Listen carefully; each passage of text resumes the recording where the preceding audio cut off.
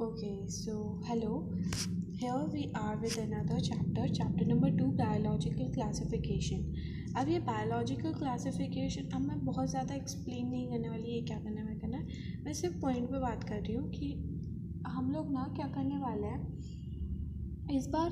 Biological classification एक बहुत अच्छा चैप्टर है और बहुत क्वेश्चंस इसमें से पूछे जाते हैं। तो हमें क्या करना है, एक एक टॉपिक को मैं पढ़ाती हुई चलूँगी और जैसे कि इस बार अब पेपर्स बनते हैं उस हिसाब से हमें बहुत एनसीईआरटी स्ट्रिक्ट नहीं करना।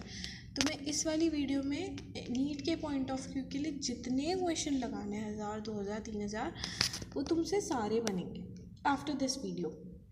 मैं सारा एक बार में एक नहीं पढ़ाती हूँ, जैसे कि सबको पता है कि मैं टुकड़ों में पढ़ाती हूँ और एक दिन में एक टॉपिक डलेगा और एक दिन में एक टॉपिक आपको क्लियर करना है, उसके जितने मैक्सिमम क्वेश्चन लगा के कर सकते हो उतने। एंड सेकंड थिंग, आज इस चैप्टर को पढ़ाने का तरीका थोड़ा अलग होगा और आपको पढ़ने का तरीका भी अलग होना चाहिए बिकॉज ये चैप्टर स्पेशल है। इसमें बहुत सारे एग्जाम्पल्स, ये हुआ प्लांट किंगडम हुआ, एनिमल किंगडम हुआ, ये कुछ क्वेश्चंस ऐसे हैं जिनमें आपको ज़रूरत पड़ेगी कि अलग तरीके से अपने पैटर्न को बदलने की। तो इस बार हम क्या करने वाले हैं, ये जो टॉपिक्स रहेंगे मैं पहले आपको एनसीईआरटी से बता दूंगी कि क्या क्या है। देन इनसे अलावा इस पे एक होता है कि एनसीईआरटी काफ़ी सारे प्लेटफॉर्म बहुत एनसीईआरटी स्ट्रिक्ट पढ़ाते हैं, बट जब तुम कोचिंग ऑफलाइन कोचिंग ज्वाइन करोगे तो there is the significance of the some words, okay, जो कि बहुत लाइटली लिए जाते हैं एनसीईआरटी के अंदर, बट क्वेश्चन में उन्हें एलिमिनेट करने में आसानी होती है। आई होप मेरी बात समझ पा रहे हो आप। तो हम क्या करने वाले हैं, हम ना एक टॉपिक को पढ़ेंगे और फिर उस टॉपिक से रिलेटेड जो भी एक्स्ट्रा चीज़ें होंगी जो हमें एमसीक्यूज़ में ऑप्शंस एलिमिनेट करने के लिए चाहिए होंगी वो हम देख लेंगे। तो at the end of that NCERT topic मैं वो आपको बताऊंगी, ओके। जैसे बहुत सारी चीज़ें आएंगी, लाइक इसमें आप साइंटिस्ट के नेम पढ़ोगे तो नॉर्मल बोर्ड्स में भी आपको 3 किंगडम क्लासिफिकेशन 4 किंगडम क्लासिफिकेशंस की साइंटिस्ट के नेम बताए जाते हैं। That's extra information. तो आपको ऐसे डरने की ज़रूरत नहीं है कि हम एनसीईआरटी स्ट्रिक्ट और बहुत ऊपर लेके जा रहे हैं, अपर लेवल लेके जा रहे हैं, जिसकी ज़रूरत नहीं है। It will B worth it, okay. अगर जितना बताया जा रहा है, जितना बोला जा रहा है, जितना समझाया जा रहा है आप उतना कर लेंगे, it will be very very worth it, okay. Now we are starting with the chapter number 2, biological classification. आज हम इसका पूरा जो इतना पोर्शन है मैं बता देती हूँ आपको, इतना पोर्शन कंप्लीट करने वाले हैं। किंगडम मोनारा हम अगले वीडियो में करेंगे, अगले क्लास में अगले दिन करेंगे, जिससे आप ये वाला जो पोर्शन है इसे एक दिन में पूरा अच्छे से कंप्लीट कर लीजिए। Now let's start. एनसीईआरटी कह रही है since the dawn of civilisation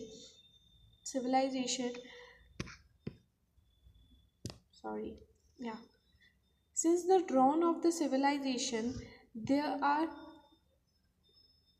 there have been many attempts to classify living organism। ये कह रही है कि जब से सिविलाइजेशन ड्रॉन हुआ है तब से काफ़ी सारे अटेम्प्ट्स हुए हैं कि जो लिविंग ऑर्गेनिजम्स हैं उन्हें क्लासीफाई कर दिया जाए। It was done instinctively, not using criteria that were scientific but born out of our need to use organism for our own use। इसमें ये कह रहा है कि भाई इस लाइन का बहुत ज़्यादा सिग्निफिकेंस नहीं है, मैं पहले ही बता दूँ। इसमें सिंपल सी एक छोटी सी बात कह रहा है कि भाई जो अब तक क्लासिफिकेशन होते आ रहे थे उनका क्राइटेरिया उतना अच्छा वो सिर्फ लाइक उनके यूज़ के लिए थे, उनके यूज़ के हिसाब से थे, इसलिए वो अब तक फेल होते आए, ठीक है। लाइक फॉर फूड, शेल्टर और क्लोथिंग वगैरह के लिए हमने और अपनी नीड के हिसाब से ऑर्गेनिज्म को क्लासीफाई किया, कोई साइंटिफिक क्राइटेरिया रखते हुए उन्हें क्लासीफाई नहीं किया। अब जो बात आती है, यहाँ से कहानी शुरू हो रही है। हमारे वीडियो की कहानी आज से यहाँ से शुरू हो रही है। एरिस्टोटल आए, दिख रहा है। Aristotle was the earliest to attempt more scientific basis for classification. Aristotle ही वो साइंटिस्ट थे जो कि बहुत ज़्यादा सबसे पहला उन्होंने स्टेप रखा, अर्लीस्ट थे जो साइंटिफिक बेसिस ऑफ क्लासिफिकेशन पर अपना साइंटिफिक बेसिस पर उन्होंने क्लासिफाई किया ऑर्गेनिजम्स को। एक्चुअली उन्होंने ना मेन क्राइटेरिया क्या रखा, उन्होंने मेन क्राइटेरिया जो रखा that was only morphological characters. उनका जो मेन क्राइटेरिया था, एक मिनट आप लोगों को ज़ूम कर सकते हैं, ओके दैट्स गुड। हाँ, तो उनका जो मेन क्राइटेरिया था वो था मॉर्फोलॉजिकल कैरेक्टर्स। किसी भी मॉर्फोलॉजिकल कैरेक्टर्स क्या होते हैं मैं आपको बता देती हूँ। मॉर्फोलॉजिकल कैरेक्टर्स इज़ लाइक बाहरी जितने भी कैरेक्टर्स आपको दिखाई देते हैं उन्हें हम मॉर्फोलॉजिकल कैरेक्टर्स कहते हैं। जैसे कि हम इंसानों की 2 आँख हैं, 2 कान हैं, 2 नाक है, स्किन है, ये सारे मॉर्फोलॉजिकल कैरेक्टर्स हैं। कितनी हाइट है, कितनी नहीं, ये सारे मॉर्फोलॉजिकल कैरेक्टर्स हैं। जब इंटरनल कैरेक्टर्स की बात आती है तब हम देखते हैं कि हमारी बॉडी के अंदर क्या क्या है। हमारी बॉडी के अंदर हार्मोन्स है, ब्लड है, ये चल रहा है, वो चल रहा है, ये सारी जो चीज़ें हैं इंटरनल कैरेक्टर्स के अंदर आती हैं, ठीक है। लेकिन यहाँ पर मॉर्फोलॉजिकल कैरेक्टर्स के बारे में बताया है कि मॉर्फोलॉजिकल कैरेक्टर्स के बेसिस पर एरिस्टोटल ने क्लासिफाई किया प्लांट्स को क्लासिफाई किया किस किस पे, उन्होंने ट्रीज़ में, शर्ब्स में और हर्ब्स में डिवाइड किया। अब तुम जानते हो, इतना मेरे को आई डोंट थिंक सो कि इतनी समझाने की ज़रूरत है कि ट्रीज़ क्या है, श्रब्स क्या है और हर्ब्स क्या है। ट्रीज़ जो है, ट्रीज़ बड़े बड़े जो पेड़ होते हैं उन्हें हम ट्रीज़ कहते हैं। शर्ब्स जो झाड़ियाँ हैं, हर्ब्स जो भी छोटे मोटे हमारे हर्ब्स होते हैं, लाइक घास फूस और भी छोटा उनका साइज़ होता है, ओके, घास वगैरह, ऐसे कुछ हर्ब्स हो गए। नेक्स्ट उसके बाद इन्होंने बोला ही ऑल्सो डिवाइड, उन्होंने ना एनिमल्स को भी डिवाइड किया। किसके बेसिस पर, साथ साथ में बोलते जाओ, ओके, साथ साथ में बोलते जाओ। एनिमल्स को उन्होंने 2 ग्रुप्स में डिवाइड किया। किसके बेसिस पर, ऑफ कोर्स मॉर्फोलॉजिकल बेसिस पर, मॉर्फोलॉजिकल कैरेक्टर्स के बेसिस पर। एक तो रेड ब्लड, और जिनके पास रेड ब्लड था और जिनके पास नहीं था। एक्चुअली उन्होंने एनिमल्स को 2 में डिवाइड किया, जिनके पास आरबीसीज थी और जिनके पास नहीं थी। ये मैं आगे आपको और अच्छे से बताऊंगी, ओके। हम एक लास्ट में रिवाइज़ करते हुए चलेंगे, और रिवाइज़ करते करते भी मैं आपको जो भी एडिशनल पॉइंट्स हैं जो एनसीईआरटी में मेंशन है बट बहुत अच्छी तरीके से उन्हें एक्सप्लेन नहीं किया गया, वो मैं आपको लास्ट में बताऊँगी, ओके। नेक्स्ट ये समझ में आ गया कि एरिस्टोटल ने क्या किया। एरिस्टोटल ने अर्लीस्ट अटेम्प्ट रखा किसका, क्लासिफिकेशन का, ऑफ व्हाट, लिविंग ऑर्गेनिज्म का क्लासिफाई किया on the basis of scientific characters, और साइंटिफिक बेसिस पर उन्होंने क्लासिफाई किया। उनका जो मेन क्राइटेरिया था दैट वाज मॉर्फोलॉजिकल कैरेक्टर्स। उन्होंने इस मॉर्फोलॉजिकल कैरेक्टर के बेसिस पर प्लांट्स को ट्रीज, शर्ब्स और हर्ब्स में बांटा, और एनिमल्स को 2 ग्रुप्स में बांटा, that had which had red blood और those that did not, okay.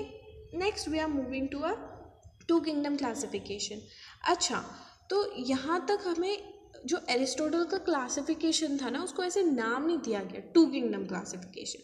अब जब भी आगे क्वेश्चंस करोगे तो आप देखोगे हर किसी के क्लासिफिकेशन को नाम दे रखा है, 2 kingdom classification, 3 kingdom classification, 4 kingdom classification, but ऐसे एरिस्टोटल का कोई भी नाम नहीं है, ठीक है, एरिस्टोटल का कोई भी नाम नहीं है। लीनियस का 2 kingdom classification was the famous actual में फेमस था। ये जिस दौर में इन्होंने दिया उस दौर में काफ़ी लंबे समय तक लीनियस का जो है क्लासिफिकेशन, 2 किंगडम क्लासिफिकेशन चला था। आई थिंक ये एनसीईआरटी मेंशन अच्छे से नहीं करती है, ओके। सो हम आगे बढ़ते हैं।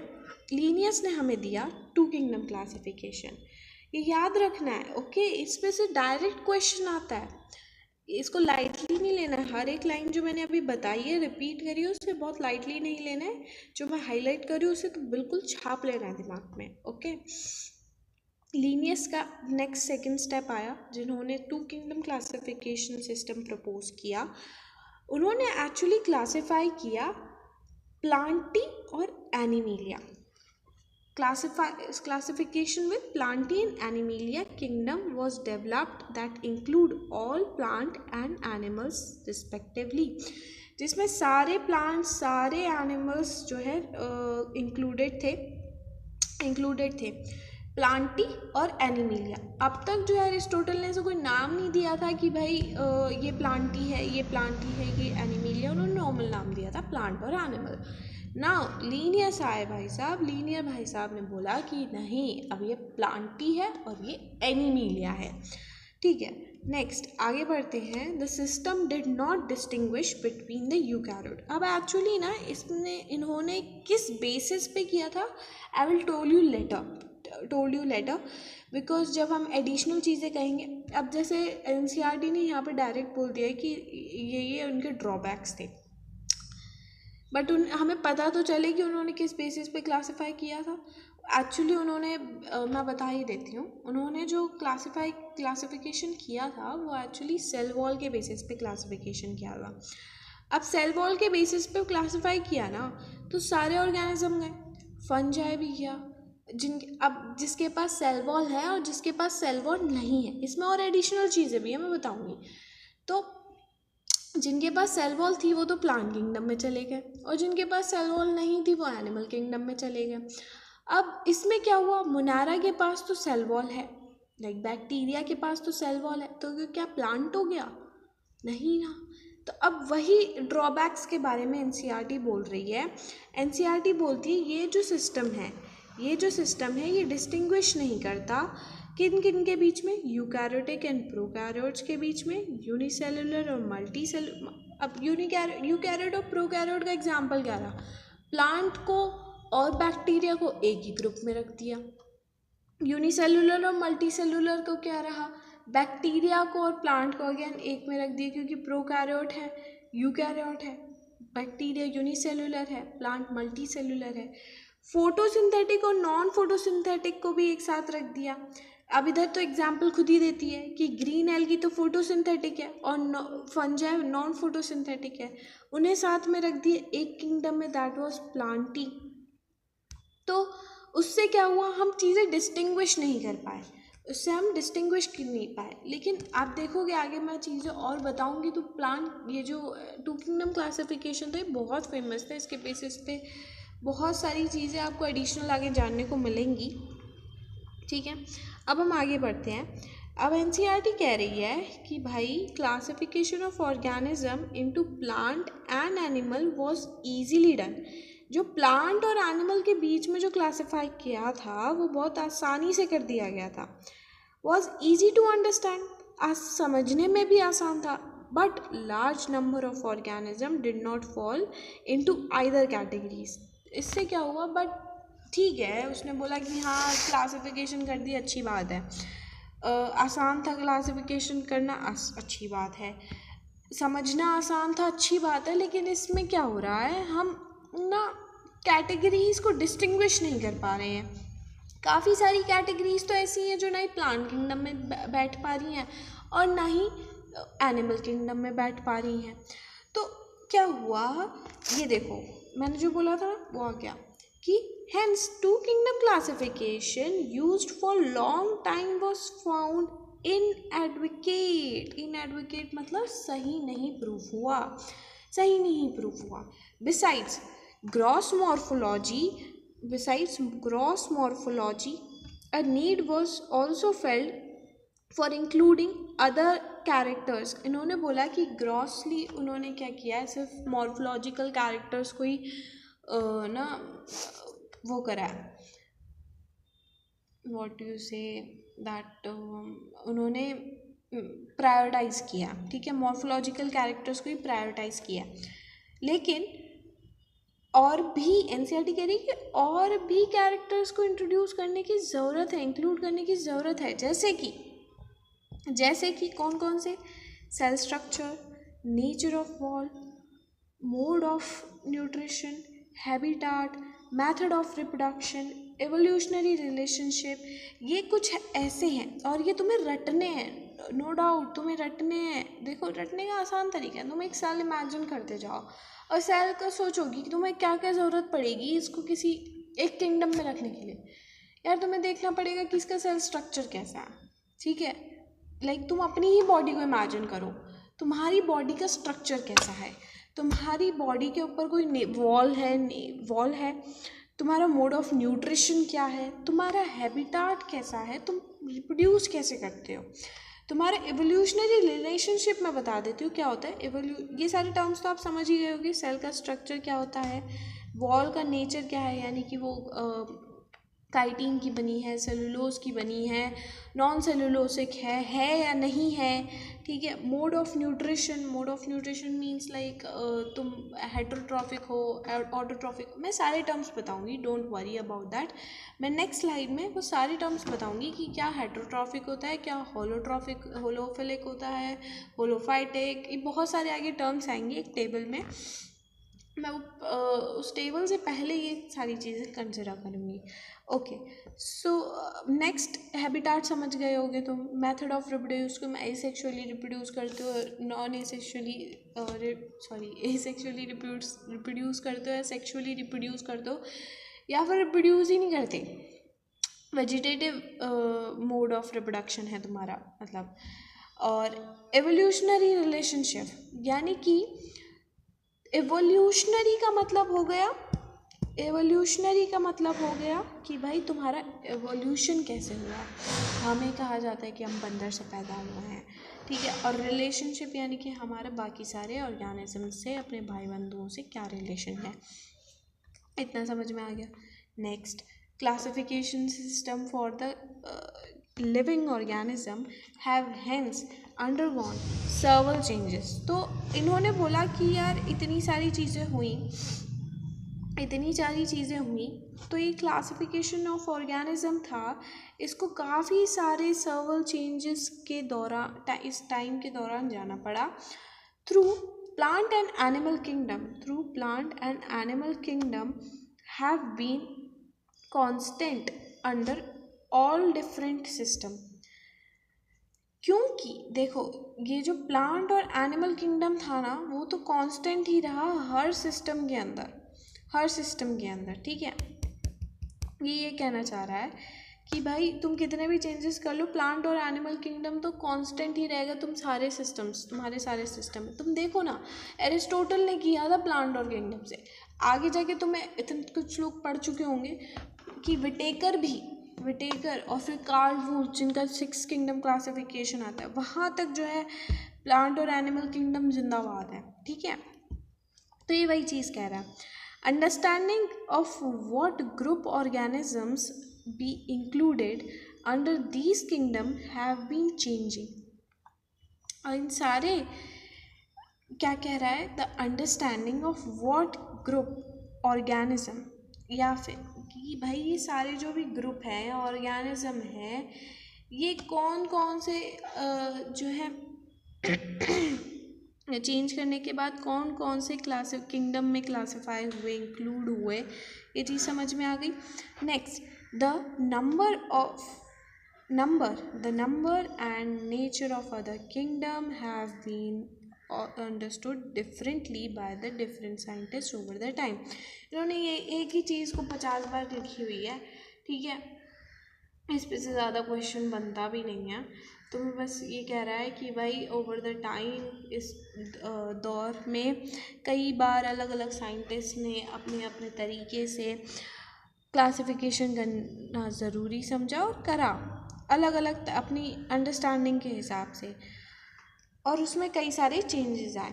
अब जो है इसने देखो सिर्फ 2 साइंटिस्ट के बारे में बोला है।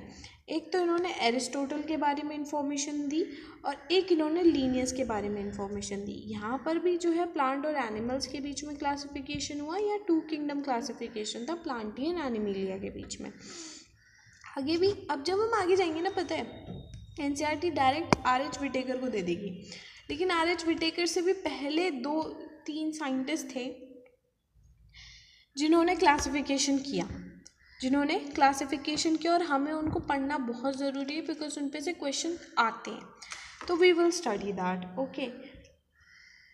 ओके, तो अब आगे बढ़ते हैं। अब जब आगे बढ़ते हैं तो मैं पहले इसमें जो भी एडिशनल चीज़ें जो पूछी जाती हैं पहले मैं वो कवर करवा देती हूँ। ओके, इसमें से एक्चुअली एरिस्टोटल, लीनियस और आर.एच. विटेकर का नाम दिया गया और उसी के बारे में एक्सप्लेनेशन दिया गया। तो अब जो है मैं आपको उसके जो इम्पोर्टेंट चीज़ें हैं वो और चीज़ें बता देती हूँ, जिससे आपका ये वाला जो पोर्शन है साइंटिस्ट वाला पोर्शन कवर हो जाएगा। ओके, फिर हम आगे जाएंगे उसके क्लासिफिकेशन में कि आर.एच. विटेकर का जो हमें क्लासिफिकेशन है वो किस तरीके से और हमें एनहेंस फॉर्म में, एडवांस फॉर्म में अच्छे से पढ़ना है। ओके, डिटेल्ड पढ़ना है वो हम पढ़ेंगे। ओके, सबसे पहले मैं जस्ट ओवरव्यू दे रही हूँ 2 का, क्योंकि ये हमने एनसीईआरटी में बहुत अच्छे से पढ़ लिए हैं। एरिस्टोटल है। ओके, अच्छा 1 मिनट, यस, हाँ, तो एरिस्टोटल हमने पढ़ा। एरिस्टोटल को देखो भूलना मत, बहुत इंपॉर्टेंट चीज़ें लिखी हैं इस पेज पर, बहुत इंपॉर्टेंट, शायद आपको कहीं और मिले या ना मिले। इस पेज पे बहुत इंपॉर्टेंट चीज़ें मिली हैं जो आपके क्वेश्चन सॉल्विंग में बहुत आसान हो जाएंगी। ओके, ये सब नीट के पर्सपेक्टिव से बहुत इंपॉर्टेंट है। सबसे पहले हमने एरिस्टोटल एनसीईआरटी से पढ़ ही लिया। उसमें एक इम्पॉर्टेंट चीज़ है कि एरिस्टोटल को जो है बायोलॉजी और जूलॉजी का फादर कहा जाता है। तो अगर आपसे कोई पूछ ले कि बायोलॉजी का फादर कौन है, एरिस्टोटल। अगर आपसे पूछ ले कोई जूलॉजी का फादर कौन है, एरिस्टोटल। ठीक है, अब एरिस्टोटल ने 2 पार्ट्स करे थे, एक प्लांट और एक एनिमल्स। प्लांट्स को उसने 3 पार्ट्स में डिवाइड किया था, tree, shrubs and herbs. Then animals को उसने 2 पार्ट्स में डिवाइड किया था, जिनके पास ब्लड है और जिनके पास रेड ब्लड नहीं है, यानी कि आरबीसी है और आरबीसी नहीं है। जिनके पास आरबीसी नहीं होती है उनको हम एनीमिया कहते हैं, एनीमिया। और जिनके पास आरबीसी होती है उन्हें हम ईनीमिया कहते हैं। क्या कहते हैं? ईनीमिया कहते हैं। ओके, इन्होंने जो क्लासिफिकेशन किया था वो किस बेसिस पे किया था? मॉर्फोलॉजिकल कैरेक्टर के बेसिस पे। नेक्स्ट अगर हम आगे बात करते हैं लीनियस भी हमने अभी काफ़ी डिटेल में एनसीईआरटी में पढ़ लिया है कि अच्छा लीनियस अभी पिछले चैप्टर में ही हमने पढ़ा कि जो लीनियस है उन्हें टेक्सोनॉमी का फादर कहा जाता है। टेक्सोनॉमी का फादर कहा जाता है। इन्होंने 2 किंगडम क्लासिफिकेशन दिया। इन्होंने जो है 2 किंगडम क्लासिफिकेशन में एक किंगडम तो बनाया है प्लांटी और एक किंगडम बनाया एनीमिलिया। मैं ये जल्दी इसलिए बोल रही हूँ क्योंकि हम ये सारी चीज़ें पढ़ के आ चुके हैं। जो इसके आगे काम की चीज़ें मैं उसको अच्छे से समझाऊंगी, ये मैंने समझा चुकी हूँ। ओके, तो सेल वॉल इनका जो है मेन क्राइटेरिया था। अगर हम देखें तो प्लांट्स में सेल वॉल होती है और एनिमल्स में सेल वॉल नहीं होती है। ये काफ़ी लंबे टाइम तक चला था, बट इसमें काफ़ी सारे लिमिटेशंस थे। लिमिटेशंस क्या क्या थे? यूनिसेलुलर और मल्टी सेलुलर में कोई फ़र्क नहीं रहा। ऑफ कोर्स नहीं रहा, क्योंकि देखो ना, प्लांट्स को और बैक्टीरिया को एक में ही रख दिया। प्रोकैरियोट्स और यूकैरियोट्स में कोई फ़र्क नहीं रहा। Of course again same example, plants और बैक्टीरिया को देखोगे, ये प्रोकैरियोट है, ये यूकैरियोट है, दोनों को साथ में रख दिया गया है। और नेक्स्ट लिमिटेशन थी फोटोसिंथेटिक एंड नॉन फोटोसिंथेटिक, वो एक साथ में रख दिया गया। काफ़ी सारी फंजाई ऐसी होती है जो नॉन फोटोसिंथेटिक होती है, काफ़ी सारे बैक्टीरिया ऐसे होते हैं जो नॉन फोटोसिंथेटिक होते हैं, उनको फोटोसिंथेटिक प्लांट्स के साथ रख दिया गया है। कुछ ऐसे ऑर्गेनिज्म थे। अच्छा, ये इंपॉर्टेंट चीज़ है, ध्यान देना इस बात पे।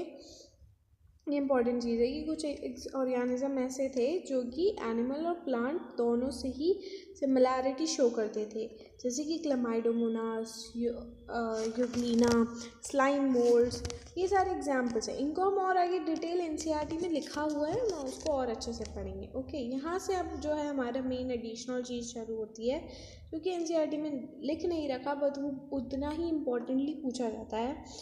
ठीक है, पहला थर्ड जो हमने क्लासिफिकेशन करवाया देखा, सेकंड जो हमने क्लासिफिकेशन देखा वो था हमारा लीनियस का। इसके बाद जो क्लासिफिकेशन आता है वो हमारे करते हैं अर्नेस्ट हैक्कल। अर्नेस्ट हैक्कल जी हमारे आगे क्लासिफिकेशन करते हैं 3 किंगडम क्लासिफिकेशन। कुछ नहीं किया, सब सेम है, वही प्लांटी वही एनिमिलिया, बस उन्होंने इंट्रोड्यूस किया किसको? प्रोकैरियोट्स को। प्रोकैरियोट्स की खासियत याद रखना, they are eukaryotic, unicellular and aquatic.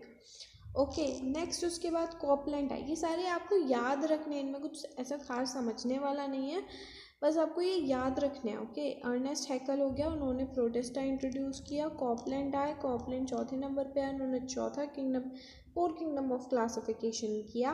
और इस फोर किंगडम क्लासिफिकेशन में उन्होंने इंट्रोड्यूस किया वो था मोनेरा इंट्रोड्यूस किया, जो कि प्रोकैरियोटिक था। सारे प्रोकैरियोट्स को उन्होंने एक किंगडम में रख दिया, मोनेरा।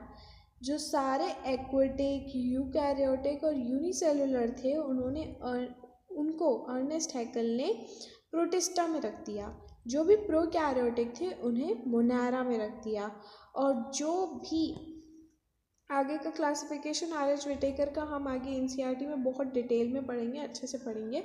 और उसमें काफ़ी सारी टर्म्स ऐसी हैं जो मैं पहले ही बता दूंगी आपको,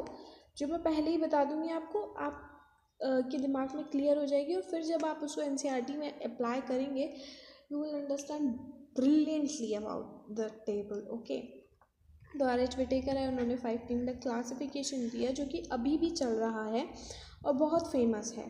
ठीक है, इन्होंने क्या किया, उन्होंने फंजाई इंट्रोड्यूस किया। ये डायरेक्ट सवाल आता है कि प्रोटिस्टा, अर्नेस्ट हैकल में कौन सा नया किंगडम आया, कोपलैंड ने कौन सा नया किंगडम दिया, आर.एच. विटेकर ने कौन सा किंगडम दिया, ये डायरेक्टली याद आता है।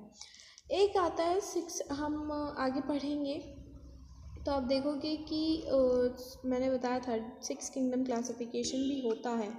इस 6 किंगडम क्लासिफिकेशन में क्या है, इसे 3 डोमेन सिस्टम भी कहा जाता है। कार्ल वूस ने इसे दिया है, ये नाम भी याद रखना है। इसमें इन्होंने 3 डोमेन बनाए। इन डोमेन्स को जो है सुपर किंगडम कहा जाता है। एक तो बैक्टीरिया, एक आर्की और एक यूकार्यो। बैक्टीरिया में सारे मोनेरा को रख दिया, यानी कि यू बैक्टीरिया को रख दिया। आर्की में सारे आर्की बैक्टीरियाज को अलग कर दिया, और यूकैरियोट्स जो भी यूकैरियोटिक थे। तो अब इसमें क्या, अच्छा बहुत इंपॉर्टेंट चीज़ है कि इनका जो बेसिस था क्लासिफिकेशन के लिए, इन्होंने बेसिस यूज़ किया, that was the 16 srRNA gene sequence. किसके अंदर 16 srRNA जीन सीक्वेंस है या नहीं है, उसके बेसिस पर इन्होंने जो है ये क्लासिफिकेशन किया है।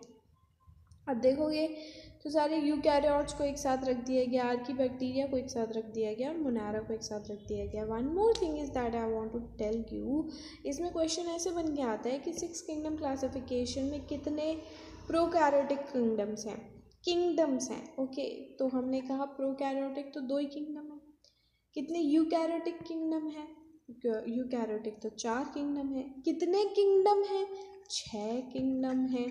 ठीक है, कितने डोमेन हैं, 3 डोमेन हैं। ओके, कितने यूनिसेलुलर, ध्यान से सुनना, कितने यूनिसेलुलर किंगडम है। यूनिसेलुलर तो ये भी है, ये भी है, और ये भी है, प्रोटिस्टा भी है। तो हमारे हो गया आंसर 3 जो है यूनिसेलुलर किंगडम्स हैं।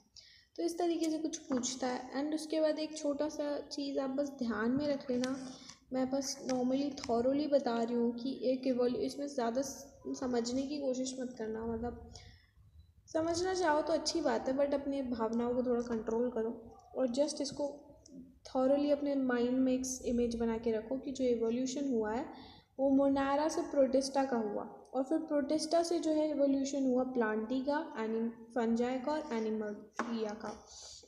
तो जो प्रोटिस्टा है वो एक कनेक्टिंग लिंक है मोनेरा और प्लांटी, फंजाई और ये एनिमलिया। याद रखना है तो ये देख लो, ये सिर्फ प्रोकैरियोट है। फिर ये यूकैरियोट आ गया बट यूनिसेलुलर है। ये सारे यूकैरियोट है बट मल्टी सेलुलर है। अब जो मैं बताने वाली थी, जो बेसिक टर्म्स हैं मोड ऑफ न्यूट्रिशन को लेके, बाकी सारी तो आप समझ जाओगे और इतना कुछ खास है नहीं। जो मेन इनमें बेसिक कन्फ्यूजन होता है वो सिर्फ मोड ऑफ न्यूट्रिशन की बेसिक टर्म्स में होता है। आप देखोगे तो आपके पास ये टेबल दे रखी है। इस टेबल में एक्चुअली ये जो मोड ऑफ न्यूट्रिशन पे इतने सारे टर्म्स दे रखे हैं, ये ऐसे ही समझ में नहीं आते हैं, इनको समझना पड़ता है। हर एक टर्म में अपना अपना एक सिग्निफिकेंट मीनिंग है, उसे हम समझेंगे। सबसे पहले आपको पता है, देखो ऑटोट्रॉफिक होता है, एक हेट्रोट्रॉफिक होता है और एक मिक्सोट्रॉफिक होता है। पहले डोमिनेंटली आप ऑटोट्रॉफिक को देखो, ठीक है। ऑटोट्रॉफिक क्या है? जो ऑर्गेनिज्म अपना खाना खुद बनाते हैं। ऑटो मीन्स ऑटोमेटिक, राइट, खुद बनाते हैं, ऑटोट्रॉफिक्स हो गए। अब ऑटोट्रॉफिक्स दो होते हैं, on the basis of source of energy, energy के बेसिस पर। किसके बेसिस पर? एनर्जी के सोर्स के बेसिस पर, एनर्जी के सोर्स के बेसिस पर दो क्लासिफिकेशन की है, मतलब दो पार्ट्स करे हैं, एक ये फोटो ऑटोट्रॉफ्स और एक कीमो ऑटोट्रॉफ्स। फोटो ऑटोट्रॉफ्स जो कि लाइट को अपना एनर्जी का सोर्स बना रहे हैं, लाइट से खाना खुद बनाएंगे, और जो केमिकल से खाना खुद बनाएंगे उन्हें कह दिया कीमो ऑटोट्रॉफ्स। समझ में आ गया? Photo, chemo. Next, photo autotrophs को दो पार्ट्स में बांटा जाता है, ठीक है। फोटो ऑटोट्रॉफ्स जैसे कि सारे प्लांट्स हो गए वगैरह वगैरह। अब इसमें भी आगे क्लास में हमने अब तक जो है यही पढ़ा होता है कि ऑटोट्रॉफ्स होते हैं, वो फोटो ऑटोट्रॉफ्स भी हो सकते हैं, कीमो ऑटोट्रॉफ्स भी हो सकते हैं। फोटो ऑटोट्रॉफ्स दो पार्ट्स के हो सकते हैं, okay. Photo lithotrophs, photo organotrophs. Photo lithotrophs क्या है? लिथोट्रॉफ्स मीन्स इनऑर्गेनिक, जो भी अपना इनऑर्गेनिक सब्सटेंस है, इनऑर्गेनिकली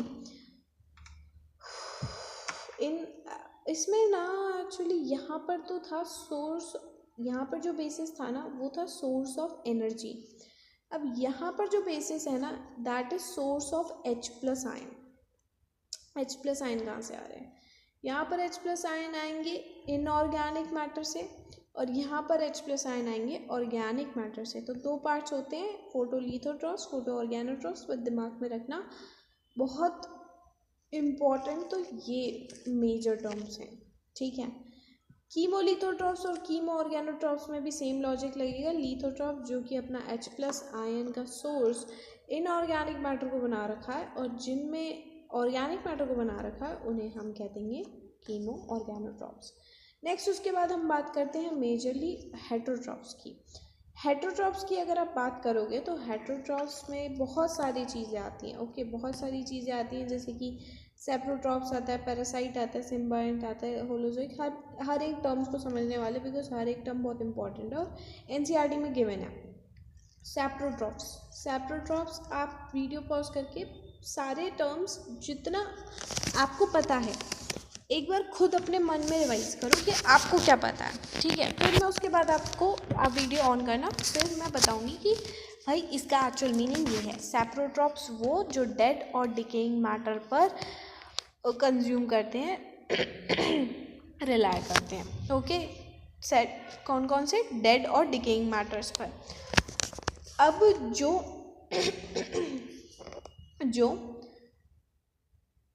सेप्रोट्रॉप्स प्लांट के डेड और डिकेइंग मैटर पर फीड करेंगे वो हो जाएंगे सेप्रोफिटिक, और जो एनिमल्स, जोइक मतलब एनिमल्स के डेड और डिकेइंग मैटर पर जो है रिलाई करेंगे या फीड करेंगे, उससे कह देंगे हम सेप्रोसोइक। इतना समझ में आ गया? बहुत लॉजिकल नहीं है, सिर्फ सेप्रोट्रॉफ समझ में आना चाहिए। फिटिक मतलब प्लांट, जोइक मतलब एनिमल्स, सैप्रोफिटिक, सैप्रोजोइक। जो सैप्रोफिटिक वो जो प्लांट्स के डेड और डिकेइंग मैटर पे कंज्यूम करे, फीड करे, और सैप्रोजोइक वो जो एनिमल्स के डेड और डिकेइंग मैटर पर जिए, ओके। Next parasite. पैरासाइट आप सबने सुन रखा है। एक पैरासाइट होता है और एक पैथोजन होता है। हम दोनों चीज़ों में ना कंफ्यूज रहते हैं। तो पहले पैरासाइट देखो क्या होता है। पैरासाइट वो जो लिविंग ऑर्गेनिज्म पर फीड करता है। इसमें दो पार्ट हो सकते हैं, एंडोपैरासाइट, एक तो एंडोपैरासाइट होता है और एक एक्टोपैरासाइट होता है। एंडोपैरासाइट जो लिविंग ऑर्गेनिज्म के अंदर जाके रहे, यानी कि तुम्हारी बॉडी है, मेरी बॉडी है, मेरी बॉडी के अंदर कोई ऑर्गेनिज्म रिलाई कर रहा है मेरे ऊपर, मेरे ऊपर फीड कर रहा है, उसे मैं एंडोपैरासाइट कह दूंगी क्योंकि वो लिविंग पर फीड कर रहा है। और अगर मेरी बॉडी के बाहर रहकर अगर वो मुझ पर फीड करे, ओके, मैं लिविंग और मेरी बॉडी के बाहर, मेरे लिविंग बॉडी के बाहर आकर मुझ पर फीड करेगा तो एक्टोपैरासाइट हो जाएगा। तो ये तो पैरासाइट है। पैथोजन भी कुछ ऐसा ही होता है, वो भी लिविंग पर ही फीड करता है, बट उसमें तड़पाना इम्पॉर्टेंट है। पैथोजन मीन्स डिजीज कॉजिंग, वो जो ऑर्गेनिजम्स डिजीज कॉज करते हैं, ओके, उन्हें हम कहते हैं पैथोजेंस। वो तड़पाएगा, ये तड़पाता नहीं है। तड़पाएगा मतलब बीमार करेगा, डिजीज़ कॉज करेगा। देन एक होता है सिम्बायोंट, आपने सिम्बायोंट एसोसिएशन हम इसी चैप्टर में पढ़ेंगे। फंजाई जो है सिम्बायोंट एसोसिएशन यानी कि म्यूचुअलिज्म, तेरा भी फ़ायदा मेरा भी फ़ायदा, दो लोग एक साथ एक एसोसिएशन में एक संगठन बनाकर रहते हैं जिसमें कोई एक दूसरे का फ़ायदा करा रहे होते हैं, ठीक है। और इसका डिटेल एक्सप्लेनेशन अभी इसके बाद ही अगले टॉपिक्स में आएगा, फंजाई वाले टॉपिक्स में हम इसे बहुत डिटेल में पढ़ेंगे। देन उसके बाद होलोजोइक क्या होता है और होलोफिटिक क्या होता है। उनका होलोजोइक यानी कि एनिमल वाला, फिटिक मतलब प्लांट वाला। अब होलो का मतलब होता है होल न्यूट्रिशन या फिर मोड ऑफ न्यूट्रिशन, जिनका मोड ऑफ न्यूट्रिशन एनिमल्स जैसा है। आप लिख लीजिए, ओके, अपने नोट्स में लिख लीजिए, जिनका मोड ऑफ न्यूट्रिशन एनिमल जैसा है, ओके, उन्हें हम होलोजोइक कहते हैं। होलोफिटिक क्या है, जिनका, लिखना शुरू कर दो, ओके, लिखो, ये इम्पॉर्टेंट है, भूल जाओगे, ओके।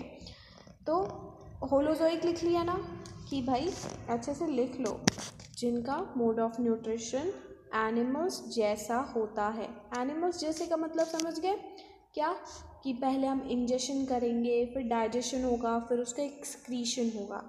होलोफिटिक पर आते हैं। होलोफिटिक वो जिनका मोड ऑफ न्यूट्रिशन प्लांट्स जैसा है, प्लांट्स जैसा है, ओके, जिनका मोड ऑफ न्यूट्रिशन प्लांट जैसा है। नेक्स्ट उसके बाद आता है अब्जॉर्प्टिव।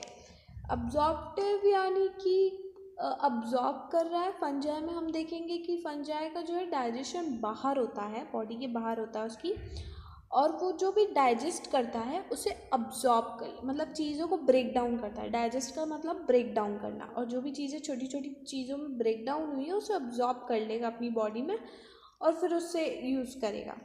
मिक्सोट्रॉफिक, मिक्सोट्रॉफिक वो जो कि ऑटोट्रॉफिक भी होते हैं और हेट्रोट्रॉफिक भी होते हैं, उन्हें मिक्सोट्रॉफिक कहा जाता है। Now we are able to jump on this 5 kingdom classification की। इस टेबल पर हम जंप करने के लिए एबल हो गए क्योंकि हमें इसके हर एक वर्ड का मीनिंग पता है, ओके। अब ये हमारे लिए हलवा है, अब ये टेबल हमारे लिए हलवा है, हम इसे कभी नहीं भूलेंगे अगर तुमने इससे पहले वाली ये स्लाइड दिमाग में छाप लिए तो, ओके। नोट्स बनाते रहो साथ के साथ, ओके। नेक्स्ट उसके बाद अपने खुद के notes is world's best thing, okay. कभी भी किसी के नोट्स पर रिलाई मत करना।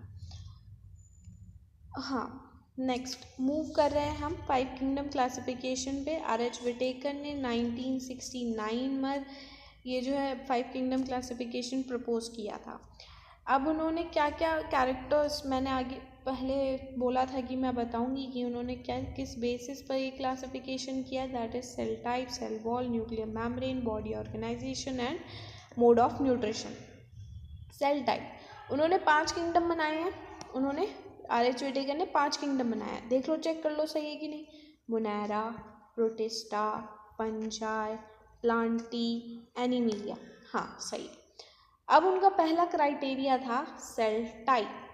सेल टाइप की बात करेंगे तो मोनेरा होता है प्रोकैरियोटिक यानी कि एशियन टाइम का, बहुत ज़्यादा कॉम्प्लेक्स नहीं होता, ओके। यूकैरियोटिक और प्रोकैरियोटिक का तो मतलब पता है ना, अगर नहीं पता है तो मैं एक बेसिक की वीडियोस, बेसिक टर्मोलॉजीज़ की वीडियो बनाऊंगी, उसमें आपको हर एक टर्म बता दूंगी, ओके। अभी ये देख लो प्रोकैरियोटिक, अभी इतना समझ लो कि प्रोकैरियोटिक थोड़ा सा simpler version of cell, and eukaryotic which is a complex version of cell. Okay, prokaryotic Monera prokaryotic होता है, प्रोटिस्टा यूकैरियोटिक होता है, फंजाई प्लांटी एनिमिलिया ये सारे यूकैरियोटिक होते हैं, सिर्फ प्रोकैरियोटिक कौन है? मोनेरा। नेक्स्ट उसके बाद हम बात कर रहे हैं सेल वॉल। नेक्स्ट जो RH विटेकर ने अगला क्राइटेरिया रखा दैट इज सेल वॉल किसके पास है तो किस टाइप की है, यानी कि किस कॉम्पोजिशन की है, और अगर नहीं है तो नहीं है। मोनेरा के पास बैक्टीरियाज के पास सेल वॉल होती है, ऑफ कोर्स होती है, तुम लोगों ने पढ़ा है। ओके, सेल वॉल होती है। देन कौन सी होती है? नॉन सेलुलोसिक होती है। नॉन सेलुलोसिक मतलब उसके कॉम्पोजिशन में सेलुलोज नहीं है, सेलुलोज एक पॉलीसेकेराइड है जो कि हम बायोमोलिक्यूल्स में पढ़ेंगे। ओके, अभी इतना ध्यान रखना है कि ये नॉन सेलुलोसिक है, इसमें सेलुलोज नहीं होता, बल्कि क्या होता है? पॉलीसेकेराइड्स होते हैं कुछ, और अमीनो एसिड्स की बनी हुई होती है। पेप्टिडोग्लाइकन याद रखना, कौन सा? पेप्टिडोग्लाइकन। ओके, नेक्स्ट उसके बाद हम बात करेंगे प्रोटिस्टा। प्रोटिस्टा में जो सेल वॉल है वो कुछ में प्रेजेंट होती है और कुछ में नहीं होती है, क्योंकि प्रोटिस्टा ना मिक्सिंग है, मिक्सचर है, हर एक कुछ ना कुछ इधर उधर से लाके प्रोटिस्टा में पटक दिया गया, इसकी कोई फिक्स बाउंड्री नहीं है, इसलिए तुम देखोगे किसी में सेल वॉल है किसी में नहीं है। फंजाई में डेफिनेटली है, फंजाई में डेफिनेटली है, बट वो काइटिन की है। किसकी है? काइटिन की है, सेलुलोज की नहीं है। प्लांट्स में सेल वॉल होती है, और किसकी होती है? सेलुलोज की होती है, और एनिमल्स के सेल्स के ऊपर कोई सेल वॉल नहीं होती। Next nuclear membrane. अब न्यूक्लियर मेम्ब्रेन ना प्रोकैरियोटिक सेल्स में एब्सेंट होता है और यूकैरियोटिक सेल में प्रेजेंट होता है। ठीक है, तो आप देखोगे न्यूक्लियर मेम्ब्रेन जो भी यूकैरियोटिक है उन सब में प्रेजेंट है, और जो भी प्रोकैरियोटिक है उसमें एब्सेंट है। ये बात खत्म हो गई। Body organisation. बॉडी ऑर्गेनाइजेशन का मतलब है कि बॉडी किस लेवल पर वर्क कर रही है, सेलुलर लेवल पर वर्क कर रही है, टिश्यू लेवल पर वर्क कर रही है, ऑर्गन लेवल पर वर्क कर रही है, फिर ऑर्गन सिस्टम पे वर्क कर रही है। सेलुलर मतलब सेलुलर सेल ही उसका सारा काम करेंगे, उसका रेस्पिरेशन, डाइजेशन, हर जो प्रोसेसेस होती हैं मेटाबॉलिज्म में, वो सारा काम जो है सेलुलर लेवल पर एक सेल कंप्लीट कर सकता है। यहाँ पर भी मोनेरा एक यूनिसेलुलर है, इसलिए वो सेलुलर ऑर्गेनाइजेशन शो करता है। प्रोटिस्टा मल्टी सेलुलर होता है, यूनिसेलुलर होता है, इसलिए उसमें भी सेलुलर लेवल ऑफ ऑर्गेनाइजेशन है।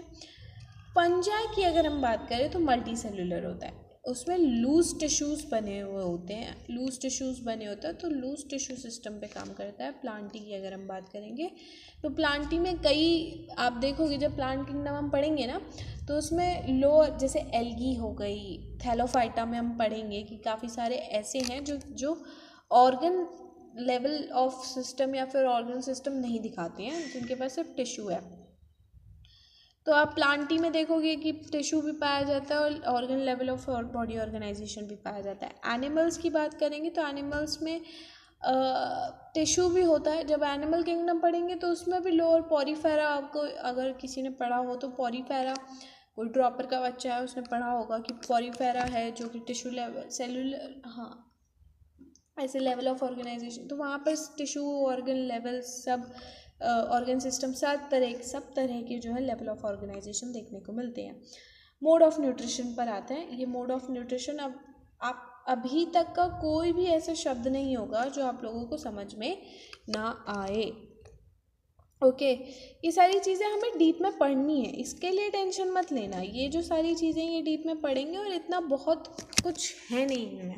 मैंने बता दिया है कि जिस लेवल पर ये जो सारी जिम्मेदारियां हैं ना, डाइजेशन की, रेस्पिरेशन की, एक्सक्रीशन की, ये कौन संभाल रहा है? एक अगर सेल संभाल रहा है तो सेलुलर, टिश्यू संभाल रहा है तो टिश्यू लेवल, ऑर्गन से संभाल रहा है तो ऑर्गन, और अगर ऑर्गन के सिस्टम संभाल रहा है, ऑर्गन का समुदाय संभाल रहा है तो ऑर्गन सिस्टम।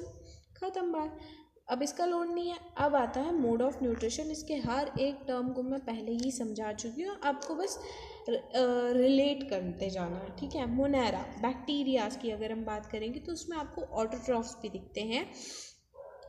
ओके, सो मैं मार्क भी करते जाती हूँ, ठीक है। अगर हम बैक्टीरियाज की बात करेंगे तो उसमें आपको ऑटोट्रॉफ्स भी दिखते हैं।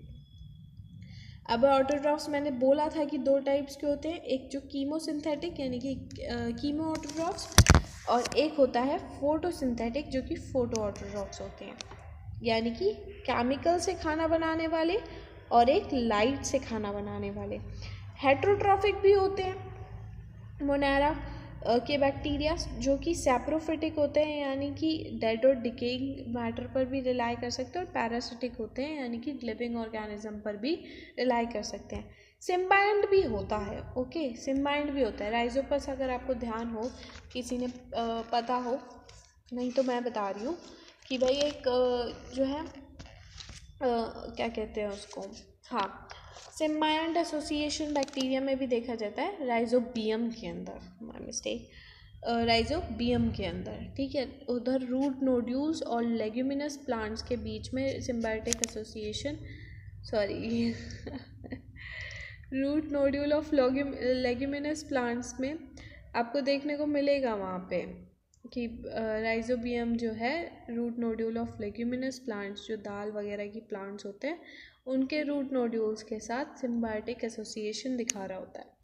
तो वहाँ पर सिम्बायोटिक भी होता है, मेंशन नहीं कर रखा, बट याद रखना है कि यहाँ पर एक सिम्बायोटिक एसोसिएशन भी है, ठीक है। नेक्स्ट प्रोटिस्टा की अगर हम बात करते हैं, प्रोटिस्टा में आपको देखने को मिलेगा ऑर्डर ऑफ, अच्छा, प्रोटिस्टा में आपको हर तरह का मोड ऑफ न्यूट्रिशन देखने को मिलता है। तो अगर सबसे कोई पूछ ले कि most diverse mode of nutrition कौन दिखाता है, तो आप बोलोगे प्रोटिस्टा, क्योंकि उसमें ऑटोट्रॉफ तो होता ही है और हेटरोट्रॉफिक भी होता है। वो फोटोसिंथेसिस भी करते हैं, होलोजोइक भी होते हैं, होलोफिटिक भी होते हैं, जो है अब्जॉर्प्टिव भी होते हैं, और मिक्सोट्रॉफिक भी होते हैं, पता है। तो ये ध्यान रखना है कि ये सबसे ज़्यादा जो है डाइवर्स्ड है मोड ऑफ न्यूट्रिशन में। नेक्स्ट उसके बाद हम बात करते हैं फंजाई में हेटरोट्रॉफिक ही पाया जाता है, उसमें कोई ऑटोट्रॉफिक नहीं होता। और हेटरोट्रॉफिक में भी सैप्रोफिटिक और पैरासिटिक, यानी कि वो या तो डेड और डिकेइंग पर लाई करेंगे, फीड करेंगे, या फिर लिविंग पर फीड करेंगे। प्लांटी हमारे जान है, प्लांट्स हमारी जान है, क्योंकि वही फोटोसिंथेसिस करके हमारे लिए खाना बनाते हैं, इसलिए याद रखना कि ऑटोट्रॉफ्स होते हैं, ठीक है। ये ऑटोट्रॉफ्स होते हैं। नेक्स्ट उसके बाद एनिमीलिया की बात करेंगे, तो एनिमीलिया पे हमारा आता है हेट्रोफिलिक होलोजोइक मैंने बता ही दिया। जो ऑर्गेनिज्म एनिमल्स की तरह मोड ऑफ न्यूट्रिशन दिखाते हैं उन्हें हम होलोजोइक कह देते हैं, जहाँ पर इंजेशन, डाइजेशन, एक्सक्रीशन के एक सिस्टमैटिक प्रोसेसेस होती हैं। और सैप्रोफिटिक भी देखने को मिलता है। सैप्रोफिटिक हम मैं बता ही चुकी हूँ, सैप्रोफाइटिक कौन होती हैं। Okay, next we are moving towards further. इसमें हम RH विटेकर का अब तक हम सब कुछ पढ़ चुके हैं। ओके, इसमें 1-2 शब्द हैं, उसके अलावा RH ये जो पैराग्राफ है, ये वाला जो पैराग्राफ है, ये हमें पूरा आता है, ठीक है। बस जो छोटा मोटा डाटा है वो याद रखना है, ओके, भूलना नहीं है। RH विटेकर ने जो है, ओके,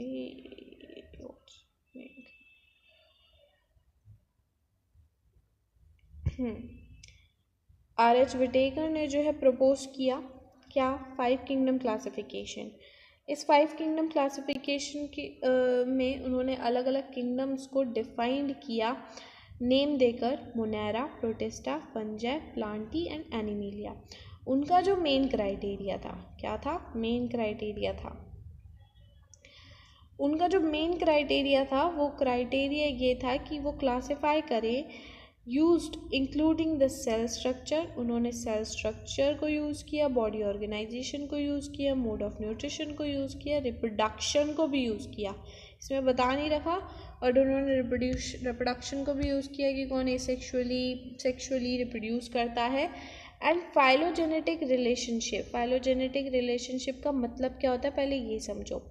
फाइलोजेनेटिक रिलेशनशिप अभी थोड़ी देर पहले नहीं आया था। ओके, फाइलोजेनेटिक रिलेशनशिप का मतलब होता है कि जो है हमारा पूर्वजों से हमारा जो है इंसेस्टर से क्या रिलेशनशिप रहा है, उस हिसाब से जो है इन्होंने क्लासिफिकेशन किया है। फाइलोजेनेटिक रिलेशनशिप का मतलब है evolutionary relationship among various biological species, यानी कि एक स्पीशीज़ और दूसरी स्पीशी के बीच में एवोल्यूशन का क्या रोल रहा है। जैसे कि कुत्ता है और एक बिल्ली है, इन दोनों के बीच में कोई एवोल्यूशनरी रिलेशनशिप रहा होगा, तभी वो कुछ एक सेम जो है क्लास से बिलोंग करते हैं, सेम क्लास से बिलोंग करते हैं, राइट। तो वो वाली बात है। और नेक्स्ट उसके बाद गिव अ कंपैरेटिव अकाउंट, और इन एक दो देखो कितने हैं, एक हेरा, दो, तीन, चार, पाँच, इन पांचों पॉइंटों से इन्होंने जो है हर एक को डिफरेंस क्रिएट किया है। एक account of comparative account of different characteristic of 5 kingdom classification, sorry for the noise. So give a comparative account of different characteristic of 5 kingdom classification. Then अभी कार्ल वूज का हमने 3 डोमेन सिस्टम पढ़ा था, उसी के बारे में एनसीईआरटी थोड़ा बहुत कुछ कहती है, लेकिन जब एनटीए पूछने पे आता है तो बहुत कुछ पूछ लेता है। तो 3 डोमेन सिस्टम हमने बताई दिया, कार्ल वूज ने दिया था। हैज़ बीन डिवाइड, इसने एक्चुअली क्या किया, किंगडम मुनारा को 2 पार्ट्स में डिवाइड कर दिया, लीविंग रिमेनिंग यूकैरियोटिक किंगडम इन 3rd डोमेन।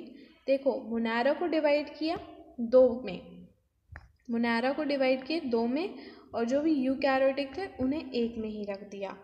ओके, कोई डाउट हो तो you can comment, I will reply.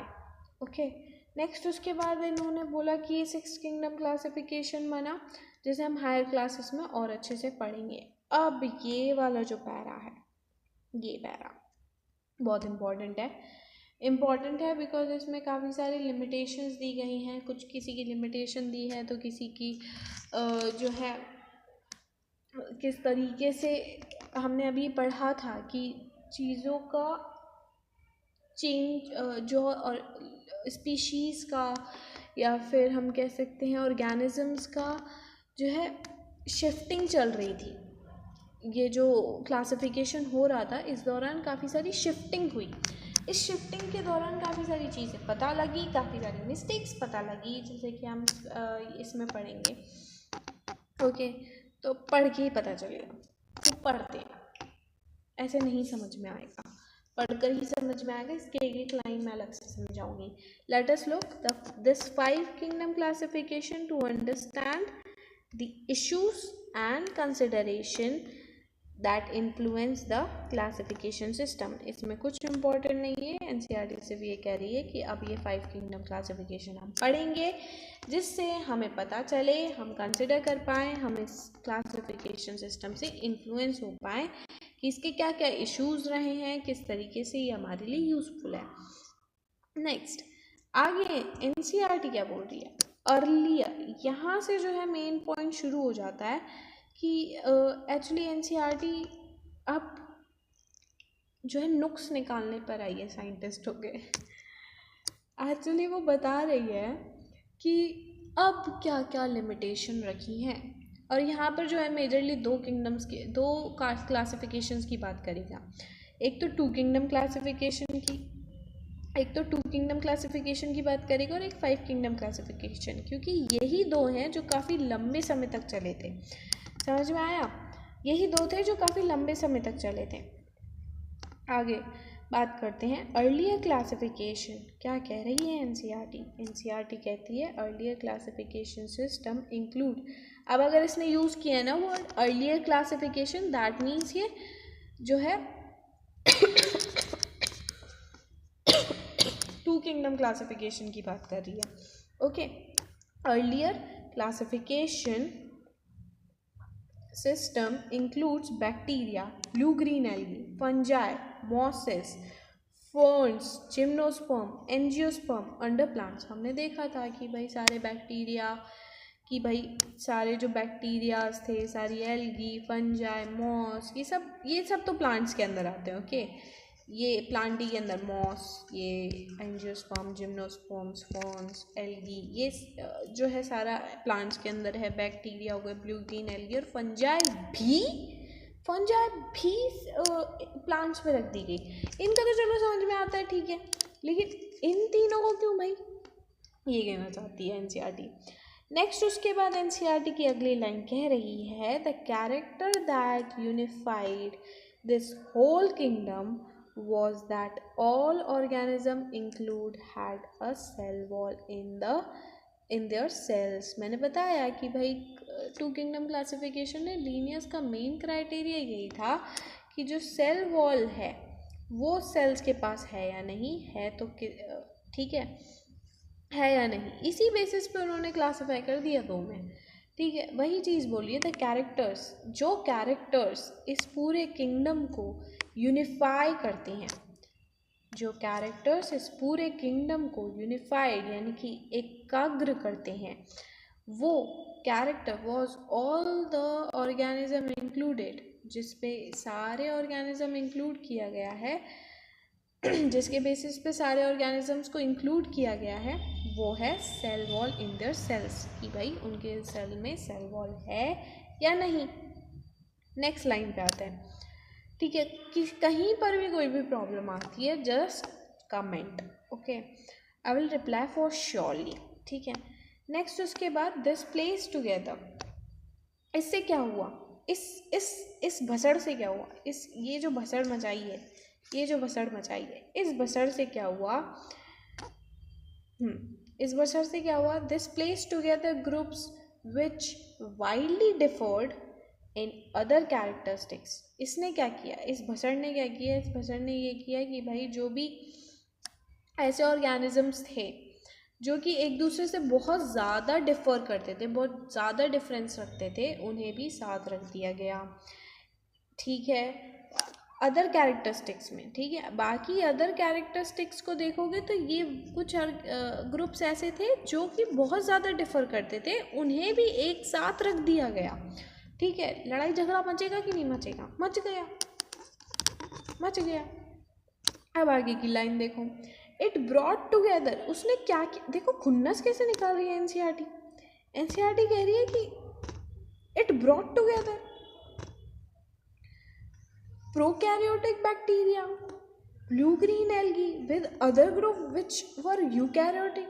उसने प्रोकैरियोटिक बैक्टीरिया और साइनोबैक्टीरिया को यूकैरियोटिक के साथ कैसे रख दिया, ये लिमिटेशंस निकाल रही है, खुन्नस निकाल रही है एनसीईआरटी, खुन्नस निकालते हुए बता रही है। ओके, सो अब ये वाली चीज़ समझो, ब्लू ग्रीन एल्गी और साइनोबैक्टीरिया। ब्लू ग्रीन एल्गी एक एल्गी है और एक बैक्टीरिया भी है। एल्गी इसलिए क्योंकि वो फोटोसिंथेटिक होती है, और बैक्टीरिया इसलिए क्योंकि वो प्रोकैरियोटिक है। तो मेजरली जो है बाद में आर.एच. विटेकर ने मेन जो रखा कि भाई नहीं, सेल टाइप बहुत प्रोमिनेंट रखना है, सेल टाइप बहुत प्रोमिनेंट रखना है। अब उसका फीचर आगे लाइक मोड ऑफ न्यूट्रिशन कुछ भी हो, लेकिन प्रोमिनेंट क्या है, सेल टाइप। अब देखोगे कि भाई सबसे टॉप पर रखा है सेल टाइप, इसलिए क्योंकि जो सबसे पहला जो क्राइटेरिया वो देखेगा कि भाई सेल टाइप कैसा है, तो वही उसने देखा था। ओके, सेल टाइप कैसा, तो आप देखोगे कि प्रोकैरियोटिक है, इसलिए बाद में इसे जो है प्लांटी में से निकाल के मोनेरा में रख दिया गया। हम आगे पढ़ेंगे कि ये मोनेरा के अंदर फॉल करती है। सो इतना समझ में आ गया कि एनसीईआरटी ने खुन्नस कैसे निकाल ली। अब आगे खुन्नस निकालते हुए कह रही है कि it also group unicellular organism and multicellular organism one, यानी कि उसने सारे यूनिसेलुलर ऑर्गेनिज्म और मल्टीसेलुलर ऑर्गेनिजम्स को भी एक साथ रख दिया। उसमें तो कोई फ़र्क छोड़ती, सेकेंड किंगडम क्लासिफिकेशन की खुन्नस है ये, समझ में आ रहा है ना सब, उसकी लिमिटेशंस है। जैसे कि इसमें तो एग्जाम्पल भी दे दिया, इम्पोर्टेंस की हद देखो इसमें तो एग्जाम्पल भी दे दिया। एग्जाम्पल देते हुए कह रही है जैसे कि क्लेमाइडोमोनास को देखो और स्पायरोगायरा को देखो। क्लेमाइडोमोनास जो है यूनिसेलुलर होता है, यूकैरियोटिक होता है। ओके, यूनिसेलुलर होता है और यूकैरियोटिक होता है, लेकिन उसको कहाँ रखा गया? उसको कहाँ रखा गया? उसको प्लांटी में रख दिया बेचारे को। और स्पायरोगायरा मल्टी सेलुलर होता है, यूकैरियोटिक होता है, ग्रीन एल्गी है, ये भी ग्रीन एल्गी है, नो डाउट ये भी ग्रीन एल्गी है, बट ये भी ये दोनों ग्रीन एल्गी है, ये और ये दोनों जो है यूकैरियोटिक है, बट ये यूनिसेलुलर है। सॉरी, आपको दिख नहीं रहा होगा, हाँ, बट ये यूनिसेलुलर है। क्लेमाइडोमोनास एक यूनिसेलुलर ऑर्गेनिज्म है और स्पायरोगायरा एक मल्टी सेलुलर ऑर्गेनिज्म है, इनको साथ नहीं रख सकते। तो इसी की बात करी गई है। और इसको किसके साथ रख दिया गया? आगे देखो क्या कह रही है, इसको रख दिया गया एल्गी के साथ रख दिया गया। एल्गी खुद एक मल्टी सेलुलर है। ओके, तो इतना समझ में आया? नहीं आया? आ गया, वेरी गुड। नेक्स्ट उसके बाद हम बात करते हैं नेक्स्ट लाइन की। Classification did not The classification did not differentiate between heterotrophic group like fungi and autotrophic group like green plants. तो उसने हेटरोट्रॉफिक और ऑटोट्रॉफिक्स में भी कोई फ़र्क नहीं छोड़ा। Those they showed characteristic difference in their cell composition as well as, चलो उन्होंने सेल की प्रेजेंस और एब्सेंस पे रखा, बट ये भी तो देखते कि भाई सेल कॉम्पोजिशन भी तो अलग है। फंजाई के अंदर सेल कॉम्पोजिशन काइटिन का है, और जो क्या सेल कॉम्पोजिशन मतलब सेल वॉल कॉम्पोजिशन काइटिन का है, और ग्रीन प्लांट्स का अगर देखोगे तो उसमें सेलुलोज की सेल वॉल है, उनको साथ में रखा ही नहीं जा सकता, ग्रुप नहीं किया जा सकता उनको। तो आगे क्या कह रही है NCERT, when such characteristics were consider, और ऐसे ही चीज़ों को देखा कि भाई multicellular, unicellular, prokaryotic, eukaryotic, phototrophic, non phototrophic, heterotrophic, autotrophic, इन सारे सेल वॉल कॉम्पोजिशन, इन सारे कैरेक्टर्स को देखते हुए fungi were placed in separate kingdom. R H. Whittaker भाई साहब ने क्या किया, इन सारे कैरेक्टर्स को देखते हुए फंजाई को एक सेपरेट किंगडम में पटक दिया और उसका नाम दिया किंगडम फंजाई। जितने भी प्रोकैरियोटिक ऑर्गेनिज्म थे उन्हें उन्होंने एक किंगडम में रख दिया, दैट इज किंगडम मोनेरा। जितने भी यूनिसेलुलर और यूकैरियोटिक, कौन सी यूनिसेलुलर और यूकैरियोटिक ऑर्गेनिज्म थे, उन्होंने किंगडम प्रोटिस्टा में रख दिया गया। और प्रोटिस्टा की एक बहुत इम्पॉर्टेंट बात रखी उन्होंने कि भाई प्रोटिस्टा में उन्होंने एक दो चीज़ें लेकर आए हैं वो, ठीक है, एक दो चीज़ें करी। किंगडम प्रोटिस्टा में ब्रॉट टुगेदर क्लेमाइडोमोनास क्लोरेला, जो कि पहले एल्गी में रखे गए थे, with the plants and both having cell wall. इन दोनों के पास सेल वॉल है, ठीक है, इन दोनों के पास सेल वॉल है, बट ये जो है ना प्लांट में रख दिए गए थे। एक्चुअल में ये यूनिसेलुलर होते हैं, और इनका सेल वॉल कॉम्पोजिशन भी शायद कुछ और होता हो, हम आगे पढ़ेंगे, लेकिन इनका सेल वॉल कॉम्पोजिशन सेलुलोसिक ही होता है। सो ये दोनों यूनिसेलुलर है, इसलिए इनको प्लांट में से हटा के अब प्रोटिस्टा में रख दिया गया है। ऐसे ही इनको किसके साथ रखा गया, और देखो इस पूरी लाइन को पहले एक बार में पढ़ेंगे, that kingdom protista has brought together chlamydomonas chlorella with paramecium amoeba. अब क्या किया गया, क्लेमाइडोमोनास, क्लोरेला, पैरामीशियम और अमीबा को एक साथ रख दिया गया। पहले जो है, एक मिनट, पहले जो है इन दो को एक साथ रखा गया था, किसमें, प्लांटी में, टू किंगडम क्लासिफिकेशन में, और अब जो है इन दोनों को टू किंगडम क्लासिफिकेशन में एनिमल्स के अंदर रख दिया गया था, और अब इन दोनों को ही जो है एक साथ प्रोटेस्टा में रख दिया गया है। इतनी बात समझ में आ गई? मैं फिर से बता देती हूँ, ये लाइन थोड़ी सी कंफ्यूजिंग है कि किस में से किसको डाला, क्या करा, कुछ समझ में नहीं आता है। मैं अभी वापस बताती हूँ। देखो हुआ क्या, क्लमाइडोमोनास है, क्लोरेला है। इनको पहले टू किंगडम क्लासिफिकेशन में प्लांट्स में रखा गया था, ठीक है। अब पैरामीशियम है, अमीबा है, इनको टू किंगडम क्लासिफिकेशन में एनिमीलिया में रख दिया गया था। और अब RH विटेकर भाई साहब ने पता है क्या किया कि ना ही ये एनिमल से मैच हो रहे, ना ही ये प्लांट से मैच हो रहे, इन दोनों को एक साथ रख दिया, इन दोनों को एक साथ रख दिया किसमें, 5 किंगडम क्लासिफिकेशन के प्रोटिस्टा में, ठीक है। अब बात समझ में आ गई है? बस यही कहा है पूरी लाइन। अब वापस पढ़ते हैं पूरी लाइन में क्या कहा है। इन्होंने कहा,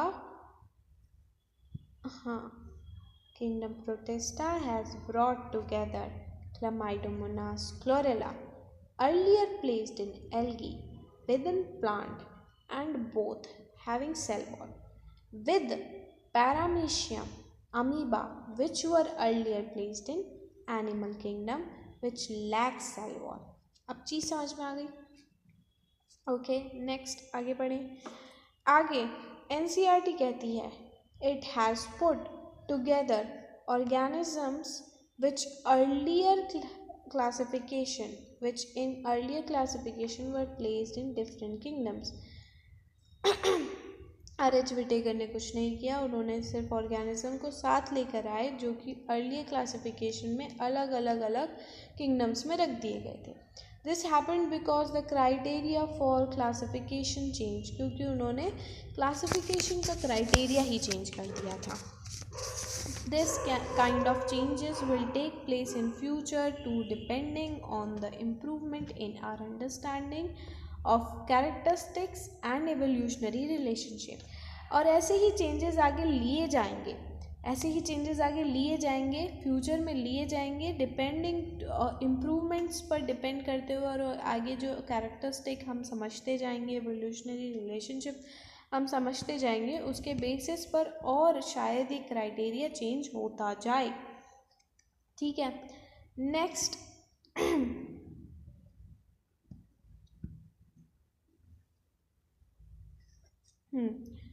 नेक्स्ट आगे क्या कह रही है, over the time an attempt has been made to involve a classification system which reflect not only the morphological, physiological, reproductive similarities but also phylogenetic। phylogenetic का मतलब यही होता है एवोल्यूशनरी रिलेशनशिप, जो हमने ऊपर पढ़ा था अभी ये शब्द फाइलोजेनेटिक रिलेशनशिप, उसी की स्टडी को ही हम फाइलोजेनेटिक्स कहते हैं, ठीक है। इसमें यही कह रहा है कि आगे जाके हो सकता है कि हम मॉर्फोलॉजिकल, फिजियोलॉजिकल और रिप्रोडक्टिव सिमिलैरिटीज़ के साथ साथ फाइलोजेनेटिक्स पर भी ज़्यादा काम कर सकें, is based on evolutionary relationship, मतलब based on the evolutionary relationship. आखिरी पैराग्राफ में कुछ ज़्यादा कहता नहीं है, इम्पॉर्टेंट है नहीं, जो इम्पॉर्टेंट बातें थी मैंने पहले ही बता दी हैं। इसमें ये कह रहा है इस चैप्टर में हम किंगडम मोनेरा, प्रोटिस्टा, फंजाई के कैरेक्टरिस्टिक्स को पढ़ेंगे as with respect to the Whittaker system of classification. The kingdom Plantae and Animalia commonly referred as plant and animal, इसको कॉमनली प्लांट और एनिमल किंगडम के नाम से भी जाना जाता है respectively, with dealt separately in chapter number 3, जो कि हम dealt separately and chapter number 3 and 4, जो कि हम चैप्टर नंबर 3 और 4 में पढ़ेंगे। तो इसमें इतनी ही बातें थी, जो चीज़ें ध्यान रखनी है वो सारी चीज़ें मैंने हाईलाइट कर रखी है, आपको अलग से समझाई हैं, आप इसे अच्छे से देख लीजिए, वापस पढ़िए। अगर कुछ चीज़ समझ में नहीं आई है, you can comment down as well as you can ask freely, ठीक है। जो भी प्रॉब्लम आती है तुम वापस देखो, अगर नहीं तब भी समझ में नहीं आता है कमेंट डाउन करो, लाइक करो, शेयर करो, सब्सक्राइब करो। और जो भी इम्पोर्टेंट चीज़ें थी मैंने बता दी। नेक्स्ट हम जो पढ़ेंगे वो किंगडम मुनारा होगा। किंगडम मुनारा से सारी जो इम्पोर्टेंट चीज़ें रहेंगी वो मैं बता दूँगी। इस चैप्टर के एंड में जब ये हम चैप्टर ख़त्म कर देंगे मैं ये PDF आपको भेज दूँगी। डोंट टेक एनी हेडेक, साथ ही साथ नोट्स बनाते रहो, ओके। और इसके ढेर सारे जितने क्वेश्चन लगा सकते हो इससे, इस इतने टॉपिक से रिलेटेड उतने क्वेश्चन लगाओ। एंड डैम श्योरली ये चैप्टर हलवा हो जाएगा। इस चैप्टर में सबसे ज़्यादा मार्क्स बच्चों के कटते हैं। अगर आपने ये जो मैंने चीज़ बोली है उसे अच्छे से सुन लिया और इस वीडियो के बाद इसके लगातार क्वेश्चन लगा लिए, no one will able to cut your marks in any question. Okay, so thank you so much, and